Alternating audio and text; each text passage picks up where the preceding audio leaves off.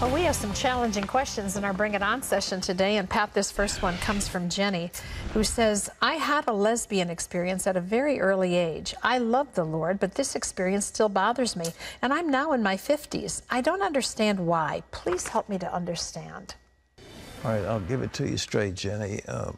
When you're young, men and females, they don't necessarily know what's there. And they have emotional needs, and they can fulfill those needs, especially physical needs, with members of the same sex as well as opposite sex. Just happens. Happens in prep school, happens in high school, happens in college. They don't quite know. So you had a lesbian experience. So you felt drawn, attractive to a woman, and you were intimate with her. And so you got over that, and you're into a heterosexual relationship, and you love the Lord. So, okay. You know, you were growing, and the Lord knows that. And so now you're mature, and you're not that way anymore. So why don't you bring it before the Lord and say He'll forgive you. If you want forgiveness, and tell Him you did this, and you felt it was a sin, you're sorry, and ask for forgiveness. The Lord will forgive you. I mean, you don't have to worry anymore about it. I mean, well, what do you want to worry about? It's done. It's over. The Lord's forgiven you, and you're moving on into a wholesome, happy relationship. Don't let this thing in the past weigh you down. You shouldn't, okay? Okay, this is Barbara, who says, why is it that only in the latest written gospel, John, does Jesus say that He's God? The earlier three gospels never record Him claiming divinity, only that He is a Messiah or anointed one of God. Surely the earlier gospel writers would have recorded such a tremendous claim if it were believed at that time. What do you think, Pat? Well, you know, John is one book where the claim is made, you know, he is, you know, doubting Thomas, my Lord and my God.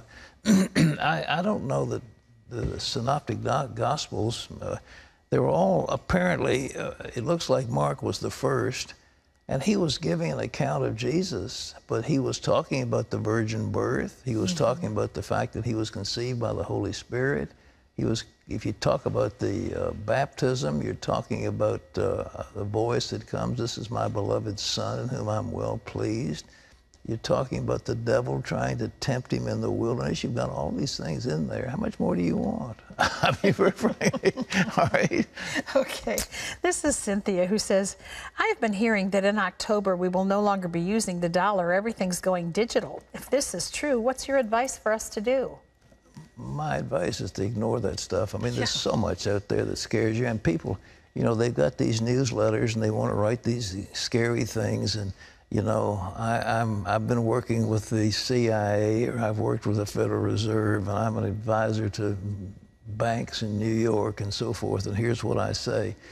No, this great country that we're looking at now, I mean, you're going to go digital in what day did they say, October? October. I think we'd have heard about it This is the end of August right now, so you've got 1 month to change all the currency in America and go onto a digital format. It ain't going to happen, okay?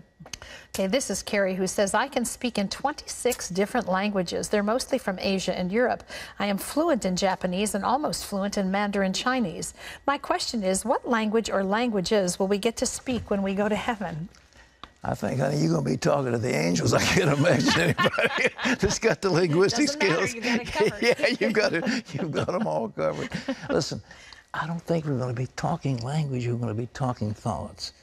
And the thoughts will be communicated without being verbalized. I don't think, you know, we need to even express it, but the mind will communicate the thought. I mean, we're going to be spiritual beings, and in heaven we'll be, you know, in the presence of the ultimate Spirit, and all wisdom and all knowledge will be laid out before Him.